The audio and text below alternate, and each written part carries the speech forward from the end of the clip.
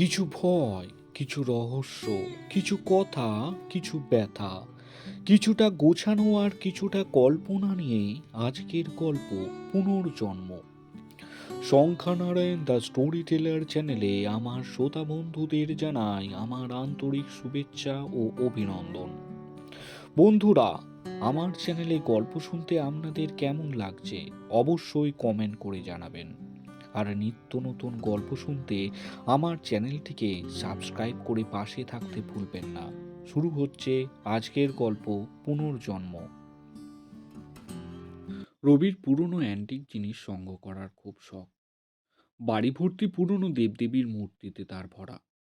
দাম যতই হোক না কেন, তার যদি নিজের পছন্দ হয়, নিজের মনে যদি একবার সেই জিনিসটার প্রতি আকর্ষণ সৃষ্টি হয়, তাহলে সে দামের কিনারা করে না, সে সেটা কিনে নেয়।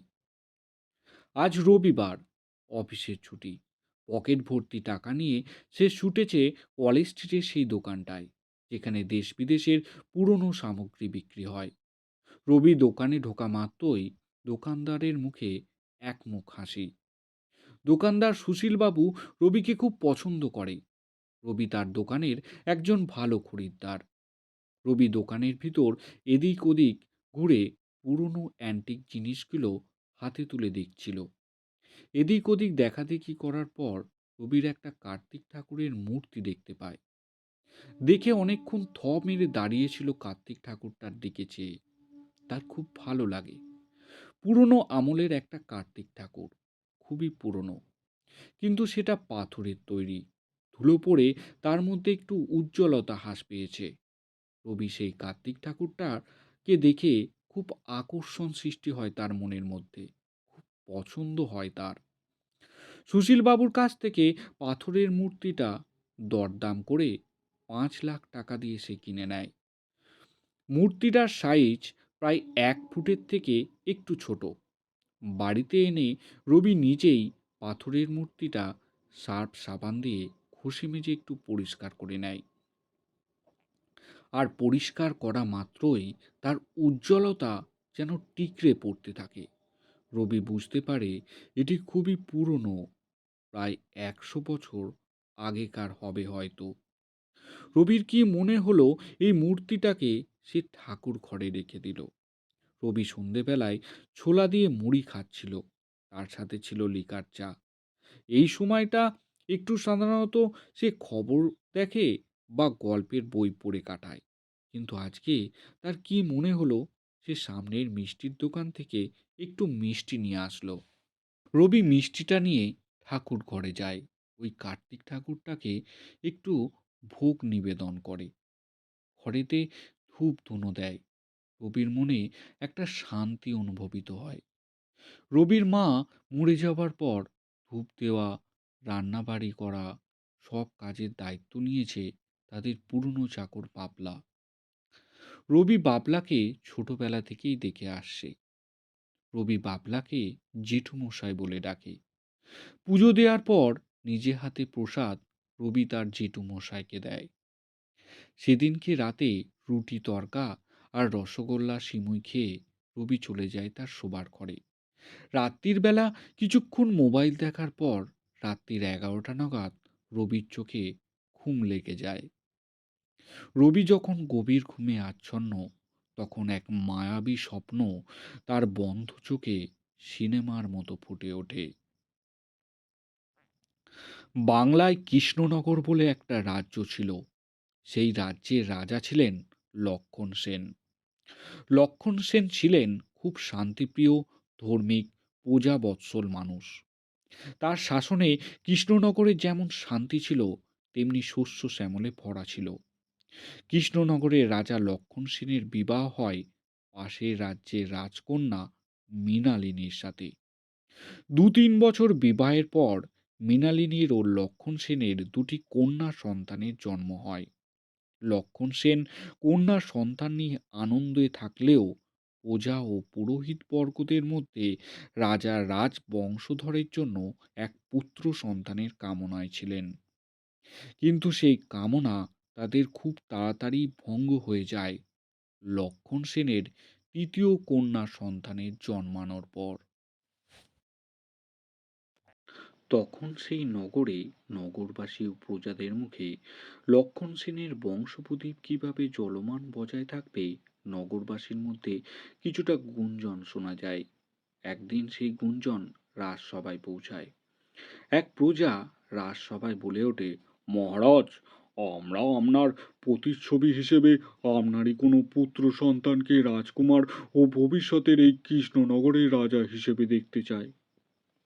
এই কথাটা রাজসভায় পরিবেশন হওয়ার পর সেই সভাস্থলে লক্ষণ সেনের চোখে মুখে একটা চিন্তার কারণ দেখা যায়। রাজসভার শেষে এই সমস্যা নিয়ে রাজপুরোহিতের সাথে রাজা আলোচনায় বসেন। তখন সেই পুরোহিত রাজাকে কার্তিক ঠাকুর পুজো করার আদেশ দেন। তিনি বলেন, যদি মহারাজ আপনি পুত্র লাভ করতে চান তাহলে একটা কার্তিক প্রতিমা তৈরি করে তার পুজো অর্চনা করুন। কার্তিক ঠাকুর কখনো কাউকে হতাশা করে না। তখন মহারাজ এক কোষ্ঠী পাথরের কার্তিক ঠাকুর নির্মাণের আদেশ দেন। কোষ্ঠী পাথরের সুন্দর ভাস্কর্যের মাধ্যমে এক কার্তিক ঠাকুর নির্মাণ করে দেন এক মৃৎশিল্পী রাজা লক্ষণ সেন।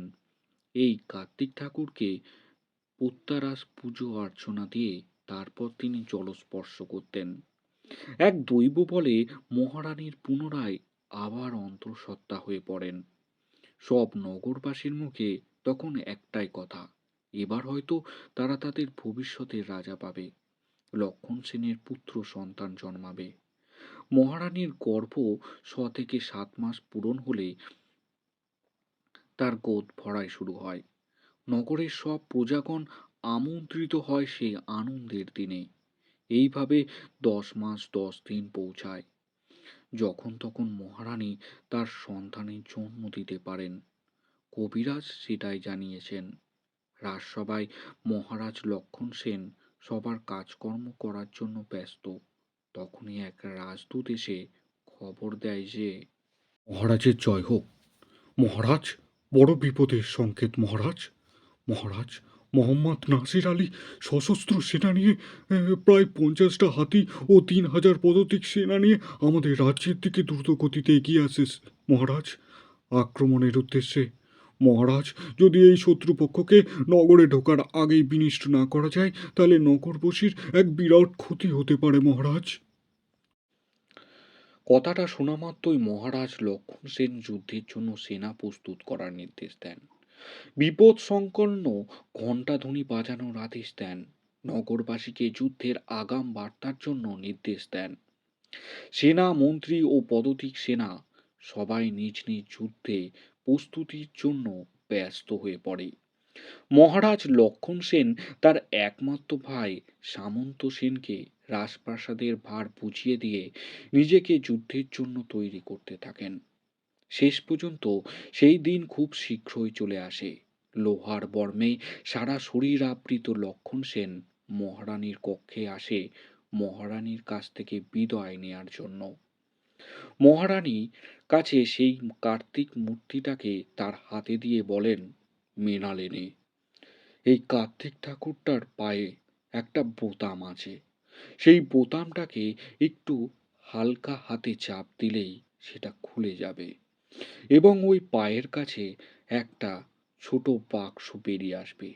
ওই বাক্সের ভিতরে আমার দেয়া একটা আংটি আছে। সেটা তুমি আমার ওই নবজাতক শিশুটাকে দিও। জানাবে এটাই ওর বাবার আশীর্বাদ। কারণ তার জন্মের সময় আমি হয়তো যুদ্ধক্ষেত্রে থাকব। তারপর মহারানী রাজাকে আরতি করেন, কপালে পরিয়ে দেন লাল চন্দন তিলক, হাতে তুলে দেন মা কালীর কাছে পূজিত তরোয়ালখানি। রাজা লক্ষণ সেন মহারানীর কাছ থেকে বিদায় নিয়ে ঘোড়ার পিঠে চেপে সশস্ত্র সেনাবাহিনী নিয়ে যুদ্ধের উদ্দেশ্যে বেরিয়ে পড়েন। লক্ষণ সেন বীর বিক্রমে যুদ্ধ করে। মুসলিম সেনা কোণ ঠাসা হয়ে পড়ে তার বীরত্বে। সৈন্যরা বাঘের মতো লড়ে, আর শেষ পর্যন্ত লক্ষণ সেন বিজয়ী হন। লক্ষণ সেন যুদ্ধ জয়ের সংবাদ পায়রার পায়ে চিঠি পেতে খবর পাঠায় রাজমহলে। বাইরের শত্রুকে হত্যা করে লক্ষণ সেন বিজয়ের ধ্বনি বাজিয়েছেন, কিন্তু তার ভাগ্যে সেদিন একটা দুর্ঘটনা অপেক্ষা করছিল। যুদ্ধ জয়ের পর যখন রাত ঘনিয়ে আসে, তখন সুন্দর নিরিবিলি জায়গা দেখে রাজা তার সেনাদের বিশ্রামের জন্য আদেশ দেন। সেখানেই সেদিন খাওয়া দাওয়া সেরে যুদ্ধে ক্লান্ত সৈনিক যখন গভীর ঘুমে আচ্ছন্ন, তখন লক্ষণ সেনের একমাত্র নিজের ভাই সামন্ত সেন ও তার সেনারা ওই ঘুমন্ত সৈনিকের তাঁবুতে তীরের ফলায় আগুন লাগিয়ে নিক্ষেপ করে। হাওয়ার বেগে আগুনের লেলিহান শিখা সমস্ত সৈনিক ও রাজা লক্ষণ সেনের প্রাণ কেড়ে নেয়। তারপর শ্রীমন্ত সেন কৃষ্ণনগরে এসে লক্ষণ সেনের অন্তঃসত্ত্বা স্ত্রী মৃণালিনীকে গলা টিপে নিজে হত্যা করে। প্রজারা ক্ষিপ্ত হয়ে রাজার বিরোধিতা করে। রাজা কঠোর হাতে তাদের নিধন করে, কিন্তু সেই কার্তিক মূর্তিটা সেখানেই থেকে যায়। লক্ষণ সেনকে মেরে সামন্ত সেন রাজা হন। আবার কালের নিয়মে সামন্ত সেনকে মেরে রাজা হন মুসলিম সম্রাট আনোয়ার শাহ।